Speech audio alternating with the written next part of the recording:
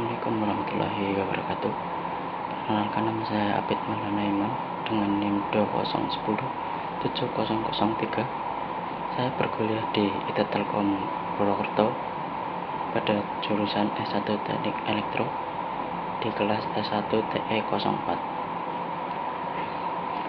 Lalu cita-cita saya ke depannya adalah, cita-cita saya tidak terlalu signifikan, tapi kelak saya ingin bekerja di perusahaan besar, terutama pada bidang saya, yang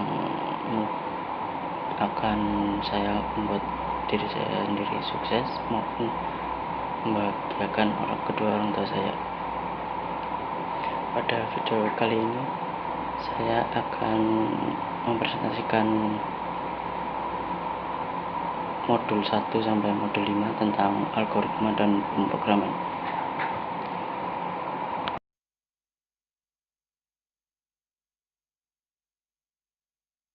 Oke, langsung saja. Di sini mempresentasikan modul 1 sampai 5 tentang algoritma dan pemrograman.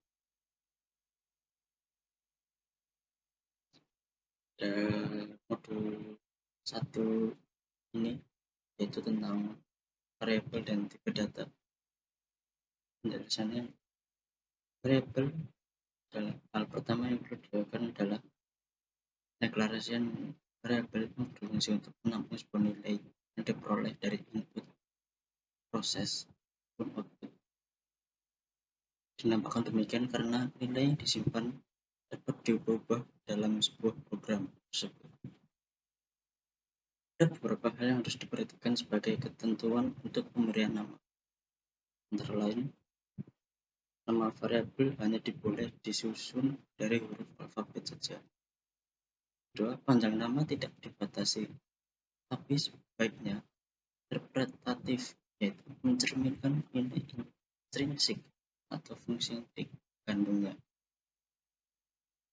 Nama boleh dimulai dengan huruf alfabet atau karakter garis bawah, tapi tidak boleh dimulai dengan angka. Sebagai contoh, ini contohnya dalam tabel yang di sebelah kiri ada penamaan yang salah. Satu data, nama yang benar adalah data 1 diawali dengan huruf besar D, data 1, lalu nomor strip siswa. Ini yang salah namanya. Yang benar adalah nomor diawali dengan huruf kapital, nomor tidak ada spasi, siswa besar. Nama siswa ini juga salah, digunakan spasi. Yang benar adalah nama strip bawah siswa atau underscore siswa. Selanjutnya adalah tipe data. Tipe data berfungsi untuk menentukan jenis data, ukuran maksimal dari suatu variabel. Dengan banyaknya alokasi memori yang perlu disediakan oleh komputer untuk menampung nilai yang disimpan oleh variabel, pemilihan data yang tepat membuat program yang dihasilkan menjadi lebih efektif. Contoh, tipe data integer atau int, fungsi untuk menampung data yang berupa bilangan bulat. Tipe data float untuk menampung data berupa bilangan pecahan. Tipe data char untuk menampung data yang berupa karakter. Tipe data string untuk menampung data yang berupa kalimat. Lalu yang terakhir, tipe data bool adalah tipe data yang hanya bernilai true dan false. Contohnya dalam tabel ini seperti yang dilihat di dalam tabel, integer bilangan bulat, char karakter real dalam pecahan desimal. Pada modul 2 ini, di modul 2 ini berupa materi tentang konstruksi dasar runtutan. Salah satu konstruksi dasar yang digunakan untuk menyusun sebuah algoritma adalah runtutan atau sequence. Di dalam runtutan sendiri, langkah yang dikerjakan sesuai dengan urutan barisnya. Jika ada langkah yang melompat baris atau kembali lagi ke baris atasnya, seperti contoh pada gambar di bawah ini. Sesuai urutan langkah yang dikerjakan sesuai urutan terus ke bawah, tidak balik ke atas atau kembali ke atas. Seperti ini strukturnya. Lalu setelah itu ada operasi output. Pada operasi output ini yaitu code yang berarti untuk menampilkan sebuah variabel, di list code, nantinya akan tampil pada layar monitor. Lalu selanjutnya ada operasi input. Di operasi input ini digunakan chain. Operasi input ini digunakan untuk menginput sebuah data atau variabel yang nantinya akan digunakan. Lalu selanjutnya ada operasi penugasan atau assignment. Operasi penugasan digunakan untuk mengeset suatu variabel dengan suatu nilai, baik diset secara langsung dengan nilai tertentu atau diset secara tidak langsung dengan menggunakan suatu ekspresi. Ini salah satu operasi penugasan, yaitu operasi aritmatika. Ada plus, min, perkalian. Perkalian adalah tanda bintang seperti ini. Lalu pembagian strip garis atau garis miring, bisa pembagian integer atau modulus di tanda persen ini, penambahan dengan nilai 1 artinya naik 1, yaitu plus, dan untuk pengurangan dengan nilai 1 itu min. Yang kedua ada operator logika. Ini geser n bit ke kiri, tanda kurang dari double. Yang kedua tanda lebih dari double juga untuk geser ke kanan atau right shift. Dan tanda atau operator seperti ini dan adalah menandakan bitwise n atau garis seperti ini, bitwise or. Lalu yang kedua adalah operasi relasional atau perbandingan. Ini sama dengan tanda sama dengan double sama dengan, lalu tanda pentung sama dengan berarti tidak sama dengan. Lalu yang selanjutnya adalah modul 3. Modul 3 ini adalah tentang konstruksi dasar pemilihan atau seleksi. Konstruksi dasar pemilihan ini digunakan untuk memilih langkah apa yang harus dilakukan atau diambil selanjutnya apabila sebuah kondisi pada langkah sebelumnya. Dengan adanya pemilihan tersebut, maka program seolah-olah dapat mempunyai pikiran cabang karena mampu mengambil sebuah keputusan selanjutnya berdasarkan kondisi tertentu. Seperti yang tertera pada gambar.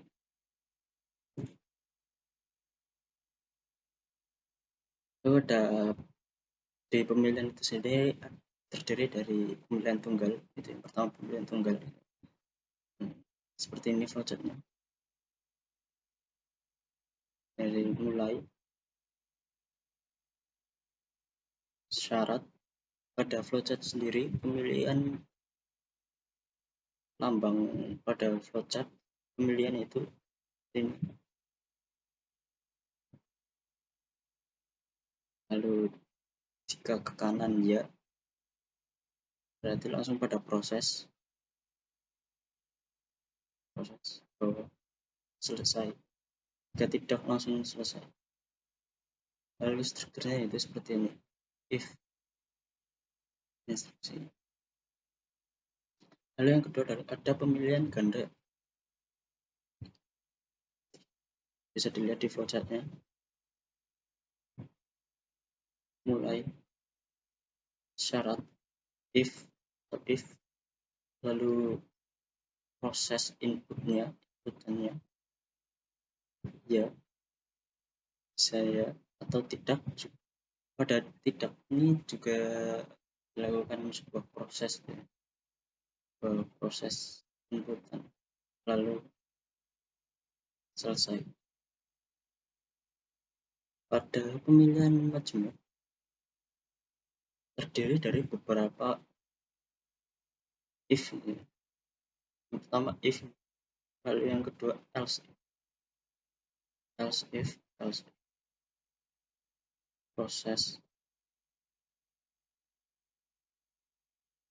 keluar sebuah kode. Seperti ini strukturnya, bisa dilihat.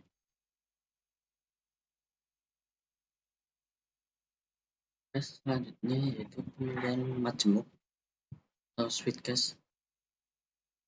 Selain menggunakan if else, pemilihan majemuk juga bisa menggunakan switch case. Namun, struktur switch case hanya dapat digunakan pada kondisi perbandingan sama dengan dan tidak dapat digunakan untuk kondisi yang membandingkan seperti kurang dari, lebih dari, kurang dari sama dengan, dan lebih dari sama dengan. Selain itu, struktur switch case hanya tergantung pada satu variabel saja dan kondisi ini diperiksa harus diperiksa berupa data integer, karakter, atau boolean. Selanjutnya adalah pemilihan bersarang. Pada pemilihan ini terdapat struktur if di dalam struktur if sebelumnya atau nested if. Bisa dilihat di gambar strukturnya seperti ini. Jika kondisi if sebelumnya atau kondisi yang pertama terpenuhi bernilai true, maka struktur if yang ada di dalamnya kondisi yang kedua akan diperiksa. Instruksi di dalam kondisi yang kedua yang terpenuhi akan dijalankan.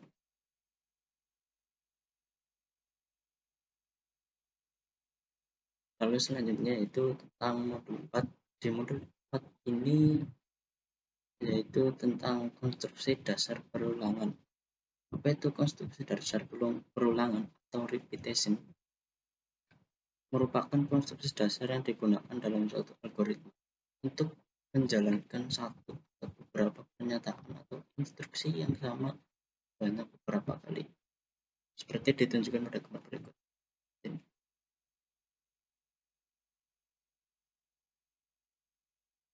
Konstruksi dasar perulangan atau repetition yaitu memiliki beberapa struktur perulangan. Yang pertama adalah kondisi pengulangan. Apa itu kondisi pengulangan? Berisi operasi logika untuk menentukan batas akhir dari suatu pengulangan. Yang kedua ada badan pengulangan, deretan instruksi atau pola yang diulang pelaksananya. Yang ketiga terminasi, berisi proses penghentian pengulangan oleh suatu variabel pengulang. Yang keempat inisialisasi, berisi proses pemberian nilai awal pada variabel pengulang. Ini flowchart perulangan pada umumnya. Ini bisa dilihat.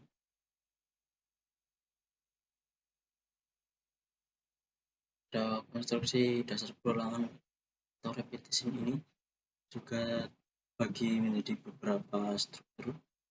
Yang pertama adalah struktur for do, digunakan untuk melakukan pengulangan di mana jumlah pengulangan sudah diketahui.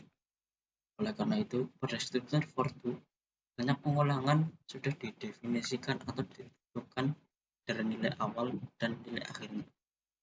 Nilai awal dilakukan dengan inisialisasi dan nilai akhir dilakukan dengan kondisi pengulangan. Seperti pada contoh gambar ini. Strukturnya seperti ini. For inisialisasi, lalu kondisi pengulang, terminasi. Di sini ada badan pengulangan. Dan yang kedua ada struktur value. Apa itu struktur value? Struktur ini hanya mempunyai kondisi pengulangan di dalam while saja. Maka inisialisasi ditempatkan sebelum masuk dalam value dan terminasi digabungkan dalam badan pengulangan atau di dalam. Seperti contoh ada gambar di samping bisa dilihat. Dilakukan inisialisasi terlebih dahulu, lalu while, lalu masukkan kondisi pengulangan. Badan pengulangan berada di do dan terminasi. Yang ketiga ada struktur repeat until. Pada struktur ini kondisi pengulangan dilakukan atau dicek di akhir pengulangan atau setelah badan pengulangan dijalankan pertama kali. Namun sama seperti struktur value sebelumnya, terminasi pada struktur repeat until dapat dilakukan dengan pencacahan ataupun dengan operasi input. Seperti contoh pada gambar sebelah. Ini contohnya. Inisialisasi terlebih dahulu, lalu do dan pengulangan, terminasi while, lalu masukkan kondisi pengulangan. Yang keempat ada pengulangan bersarang. Pengulangan bersarang terjadi ketika terdapat struktur pengulangan di dalam struktur pengulangan sebelumnya. Nested loop atau nested. Seperti ini. Contoh strukturnya pada gambar ini bisa dilihat.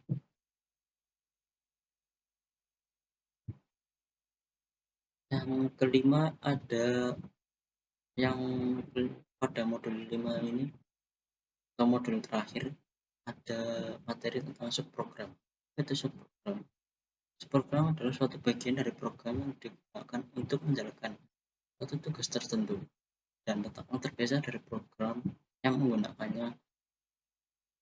Suatu subprogram dipanggil atau digunakan dengan tujuan khusus untuk mengerjakan suatu tugas tertentu, di mana tugas tersebut dapat berupa tugas input atau menyimpan hasil dalam suatu variabel atau lari, dan atau output untuk menampilkan nilai dari suatu variabel atau lari, ataupun melakukan operasi runtutan, pemilihan, dan pengulangan.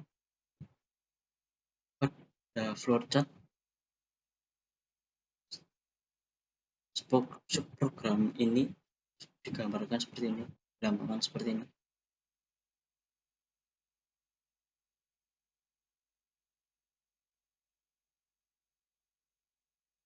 Di dalam subprogram sendiri yaitu ada beberapa struktur, yaitu struktur pertama adalah struktur fungsi.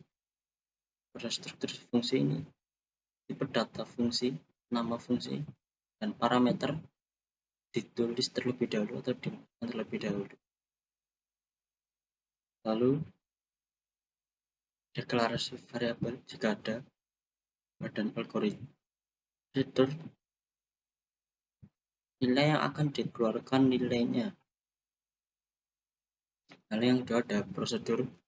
Di prosedur ini ditulis terlebih dahulu void, itu sudah wajib ya, void, lalu nama prosedur, lalu parameter yang diinginkan. Sekian saja dari presentasi PT saya. Kurang lebihnya mohon maaf. Assalamualaikum warahmatullahi wabarakatuh. Mempresentasikan hasil kerja saya, yaitu sebuah kode program dengan tema mengelompokkan umur yang ingin mengikuti sebuah perlombaan dan mendapatkan sebuah hadiah. Hadiahnya berupa uang. Yang pertama bisa include iStream dan using namespace. Lalu di kode program ini saya menggunakan void, yaitu kode program void prosedur. lomba, dan saya menggunakan integer untuk masukannya, inputannya berupa integer. Ada umur juara dia. Di kode program ini saya juga menggunakan struktur dasar pemilihan besaran. If umur jika umur kurang dari 12 tahun, maka output akan mengeluarkan variabel seperti ini. Maaf, kamu nggak bisa ikut lomba lari. Kamu nggak ikut bisa lomba lari. Lalu selanjutnya ada else if. Else if ini jika kamu berumur lebih dari 12 tahun dan kurang dari 16 tahun. Lalu ada if lagi, jika kamu berumur lebih dari 12 tahun dan kurang dari 16 tahun, jika kamu memenangkan sebuah lomba, memenangkannya juara 1,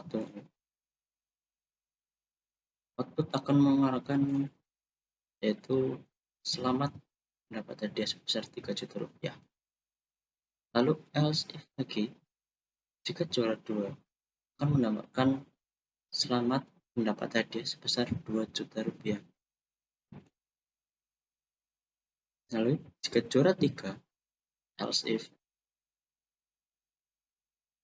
akan mendapatkan hadiah sebesar 1 juta rupiah. Else selain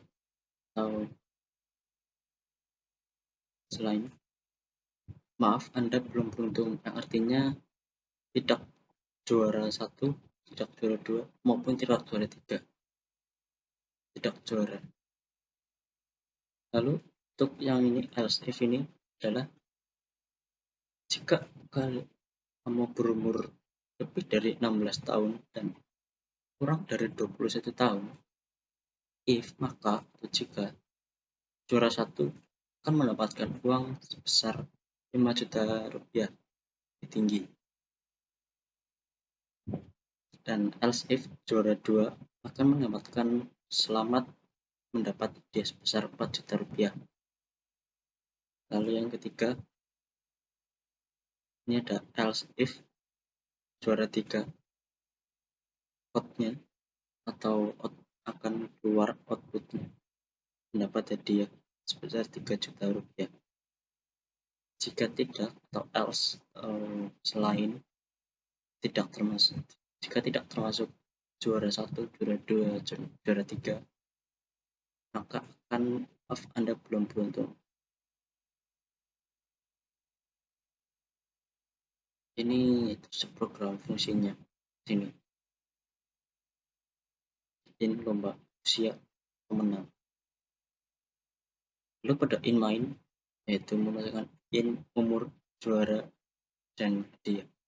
Pada di atas code hanya sebagai money saja. Lalu code lalu akan keluar berapa umur kamu. Lalu masukkan umurmu, Jin, umur berapa tadi di atas. Lalu kamu juara berapa kamu. Lalu nantinya akan keluar hadiah kamu seberapa besar. Untuk in main yang kedua seperti ini. Usia pemenang mendapatkan sebuah uang sebesar usia kamu pemenang keberapa mendapatkan uang sebesar.